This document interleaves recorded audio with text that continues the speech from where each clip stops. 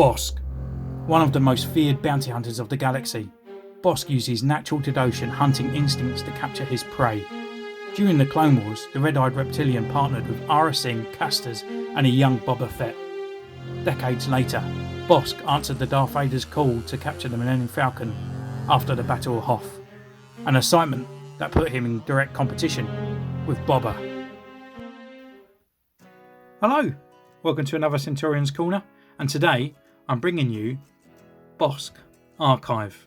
So it's a little bit different because I thought, do you know what? So I've got some of these characters before I started doing YouTube that I think deserve of a review of their own, especially the bounty hunters, and there's a few other ones out there that I think are, they're worthy of a review. So I thought I'll bring these to you just in case you're getting into Black Series, just in case you want to pick up something new, and especially with Bossk as well, is an archive. So I don't know if he's any different to the original release, but we'll go over the details and you can make up for your own.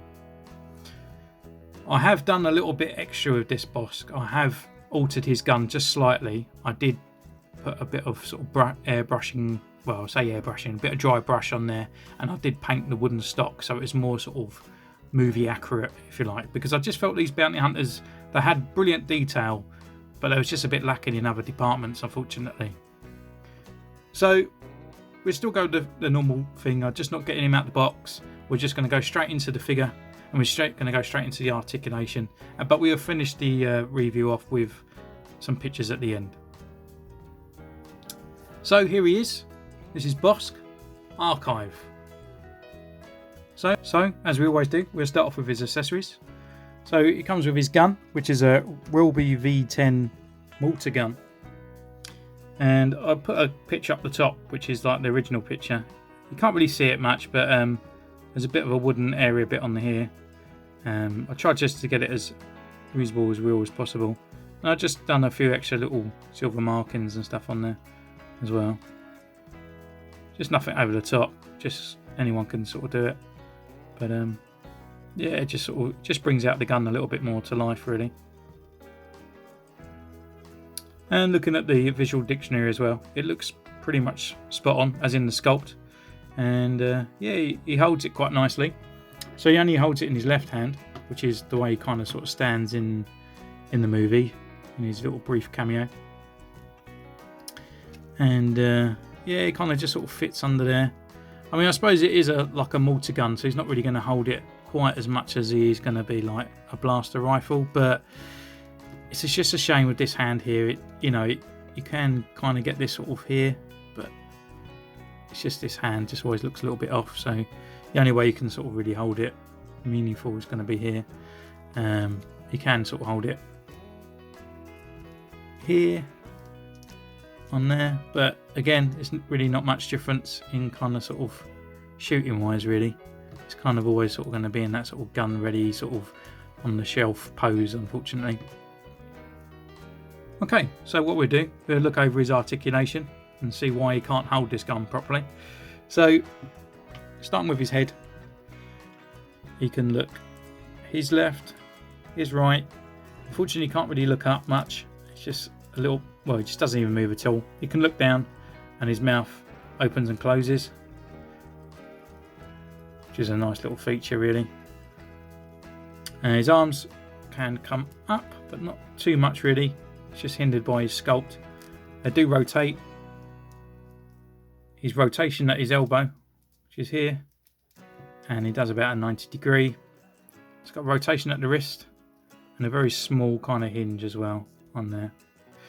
Unfortunately, with this hand as well, it's very straight, and if this hand kind of hinged inwards, I think he could hold the gun a lot better, but unfortunately it kind of hinges up and down this way, which is a bit strange, I think, in that kind of way. He's doing his little DJ booth, but yeah, it's a bit odd. So now we come down, we've got all these sort of little gubby bits on here. It does sort of have a slight rotation there, but it's not much. You're just going to get kind of a bit of more of a leaning personality in the kind of stance you're going to be doing. With his legs, they come up about this far. It does get a little bit hindrant around here because he's got quite a lot around this part here. My one did snap here, I kind of glued it together with sort of extra thin cement, but I think it's only temporary. I think it's going to give, because I'm going to keep posing this guy around. But yeah, he can sort of kick up this kind of far. He's kind of hindered with that sort of harness, and he goes back a little bit. We've got an upper thigh rotation. We've got a double jointed knee, which again, he's got really fat thighs and fat shins, or calves, shall we say. So he doesn't really get much out of that. And he has a rocker and a pivot on his nice big feet, so he can get some good stances because he's got these nice robust feet, and he feels solid as well. He's a big character, and he just feels nice. So while he's here, we can go over and look at his sculpt and what a sculpt it is. It might not necessarily, to me, really bring out the resemblance of Bossk in his face. There's something, I think it looks a little bit too short, stumpy nose, but you know, we can go over this. So you've got all the sort of like scaly skin. It's got a little dark wash there, and his eyes pop with that orange sort of pupils, and his mouth's all painted inside nicely. No pink sort of splodge or anything, and his teeth are pearly white. So he's got this kind of sort of ribbed harness kind of sort of suit going on. I always kind of thought it used to be like an X-Wing suit and all that, but apparently this suit as well was also used in Doctor Who.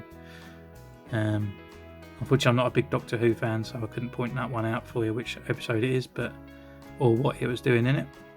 So we've got this hose. It's connected to his back. It's kind of glued in, which comes around to his sort of front down here. And again, it goes in and it's sculpted into the thing and glued in nicely just there.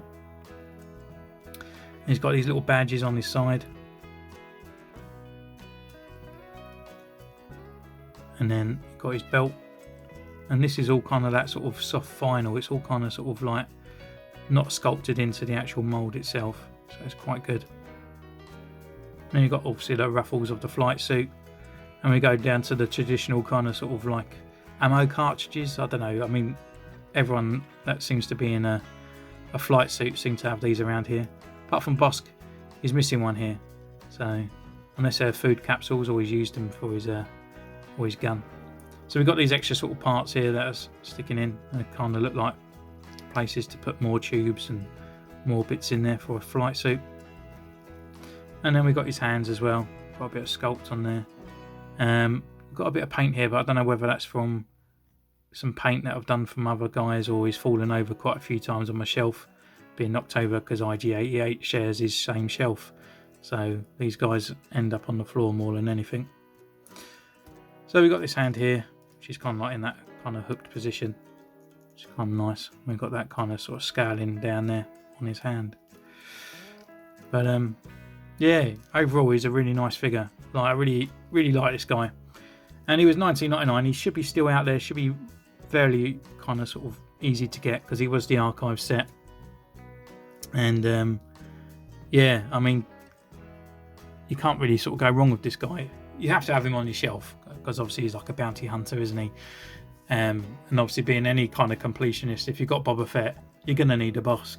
And if you've got a Bossk, you're going to need a Forlum. And with a Forlum, you need a Zuckuss. And it carries on. So, guys, have you got this guy already? Is he different from the original series? Let me know down below. Follow me on Instagram. And I'll catch you guys later. Bye.